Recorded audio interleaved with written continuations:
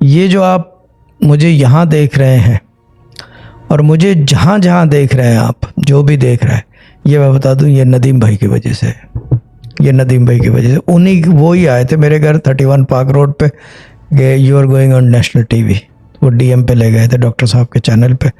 और सूफ़ी गाइडेंस का जो नाम है, क्योंकि बहुत सारे लोग नए देख रहे हैं तो उनको भी पता होना चाहिए, सूफ़ी गाइडेंस का नाम है। डॉक्टर साहब ने बोला कि कोई मॉडर्न नाम होना चाहिए, क्योंकि आदमी मॉडर्न है, यानी कि can talk English, is modern, पढ़ा लिखा है। तो असद ने कहा सूफ़ी गाइडेंस, तो डॉक्टर साहब के मुंह से निकला यस दैट्स इट।